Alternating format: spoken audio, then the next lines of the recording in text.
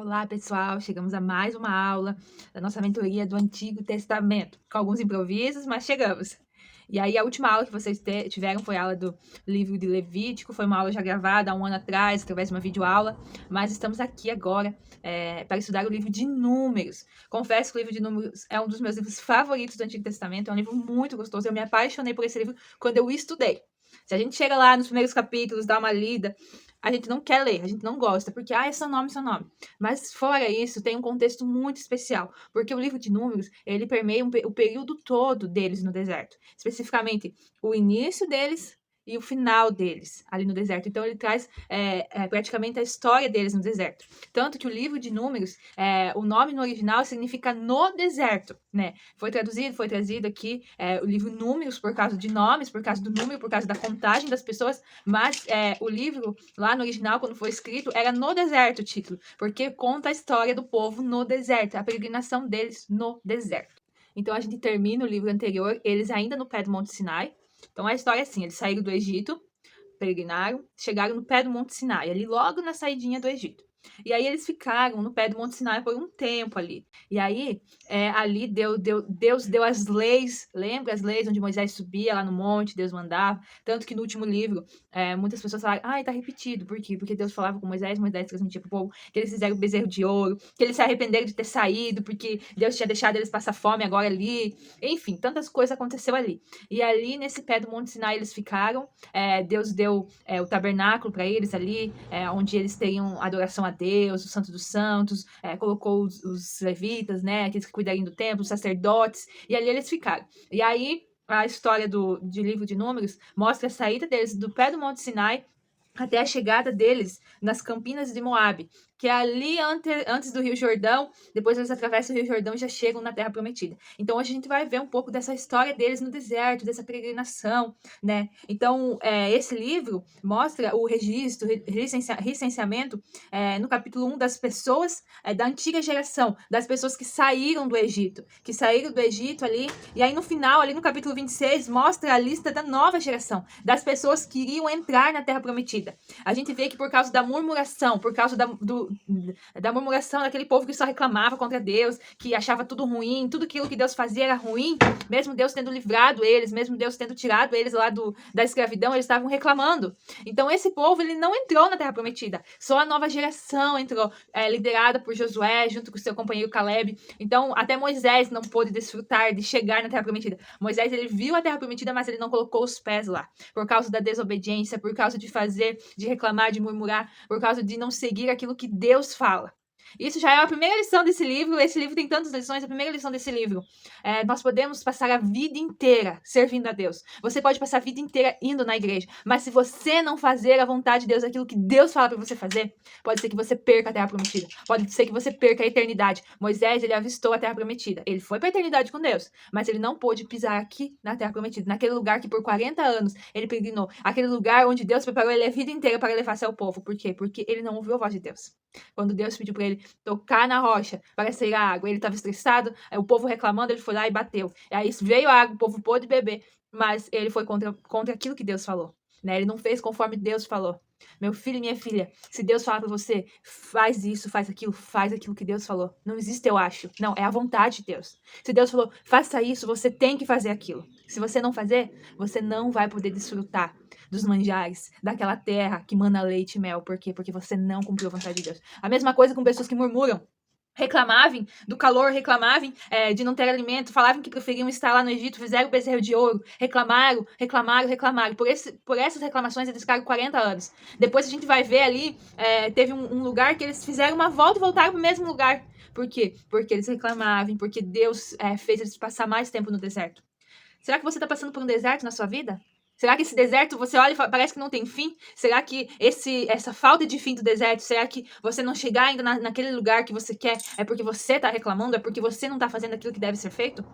Lembra que no penúltimo vídeo eu finalizei falando bem assim, o deserto é lugar de passar, é lugar de aprender, é lugar de ser dependente de Deus. Mas o deserto não é lugar de ficar. No deserto nós vamos sair, e nós só sairemos do deserto quando nós nos propormos a sair. Por quê? Porque eu posso passar a vida inteira no deserto se eu passar a vida inteira longe da vontade de Deus e reclamando e não fazendo aquilo que Deus quer. Então, talvez o deserto na sua vida não se passa por seu motivo, por sua culpa, porque você não está vivendo a vontade de Deus. Pensa nisso. A gente vai estudar mais aqui o livro e você vai vendo, vai refletindo para a sua vida. Esses livros é para a gente refletir sobre a nossa vida.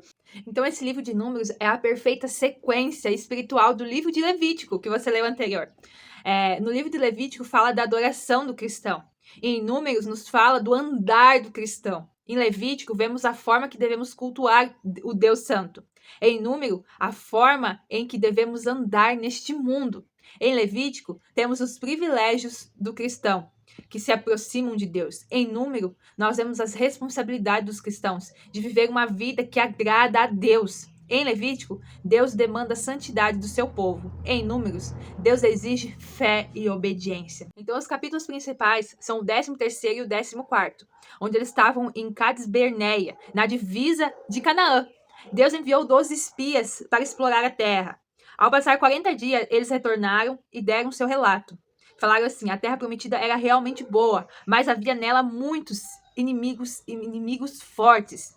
Com incrueldade em seus corações, eles duvidaram da palavra de Deus, murmuraram e se rebelaram. Então eles percebem assim: poxa, Deus nos mandou até aqui para nós sermos mortos pelos nossos inimigos, por aqueles povos que tá lá naquela terra. Como assim Deus prometeu aquela terra para nós e tem gente habitando lá e nós vamos morrer, né? Esse povo vai nos matar. Então eles murmuraram e se rebelaram contra Deus. Aqueles que Deus redimira da escravidão no Egito e com as quais fizeram aliança no Monte Sinai não corresponderam com a gratidão, com a fé e a obediência. Assim, toda aquela geração foi condenada a vaguear no deserto por 40 anos e morreriam ali. As únicas exceções foram Josué e Caleb, os 2 espias fiéis e os filhos dos que fizeram aliança com Deus no Monte Sinai. Então, eles estavam ali. Depois eu vou mostrar para você o mapinha. Eles estavam ali, Deus mandou os 2 espias, eles foram lá por 40 dias, falaram: é boa terra, mas nós vamos precisar conquistá-la. E aquele povo murmurou, falou: não, né? Reclamou. E por causa disso, Deus falou: não, vamos ficar 40 anos para aprender. Quantas vezes nós passamos por... sempre pensamos, estamos de novo no mesmo lugar, não saímos do lugar, porque talvez é a nossa reclamação, talvez a nossa falta de fé e obediência a Deus. Então eles ficaram. Após esse período de 40 anos, Israel se encontrava novamente naquele mesmo lugar, em Cades Barneia. Aqui temos uma importante lição. Descrença e desobediência sempre trazem um atraso do plano de Deus para os seus escolhidos. Todos aqueles que tiveram uma recaída antes de estarem aptos a fazer aquele avanço devem retornar ao ponto onde ocorreu a queda e recomeçar de novo. E aqui nós enxergamos o mapinha do período que eles passaram no deserto. Aqui a gente vê o Egito, aqui o Mar Vermelho e aqui o Monte Sinai. Aqui no pé do Monte Sinai, que eles ficaram por aproximadamente 1 ano. E aí, quando eles levantaram o acampamento, saíram, chegaram até aqui, Cades Barneia. E aqui, onde Deus mandou os espias, até aqui, Canaã, para eles verem. E quando eles voltaram, eles falaram assim: é lindo, é bonito, mas nós vamos ter que conquistar. Porque tem povo muito mau, povo muito forte lá. E o que eles fizeram? Eles reclamaram, eles murmuraram, eles falaram: não, nós não vamos conseguir. Por que Deus nos fez sair do Egito e nos fez vir aqui para nós morrer nas mãos dos nossos inimigos?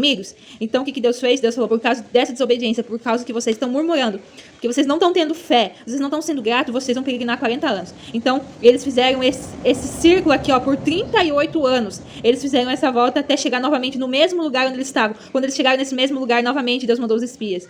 E aí, eles estavam prontos, porque a antiga geração estava passando e a nova geração estava vindo. Então, muitas vezes, assim como eu falei antes, nós estamos se rebelando contra Deus, nós estamos fora da vontade de Deus. Às vezes, Deus faz nós voltarmos para aquele lugar, para o ponto de partida, para começar de novo. E aí sim, aquele povo chegou até aqui, no Rio Jordão, onde Josué atravessará esse povo e eles chegarão à terra de Canaã. Outro capítulo importante é o capítulo 33, que mostra a lista dos 42 acampamentos do povo de Israel, do Egito até Canaã. Então imagina, eles acamparam por 42 vezes. Eles guardavam as tendas, provavelmente era muita coisa, animais, tudo, né? Tudo aquilo que eles tinham, roupas, as tendas, eles tinham que desmontar as tendas, montar de novo por 42 vezes durante esses 40 anos. Então a gente vê que eles acamparam, fizeram 4 acampamentos entre Ramsés, no Egito, até o Mar Vermelho.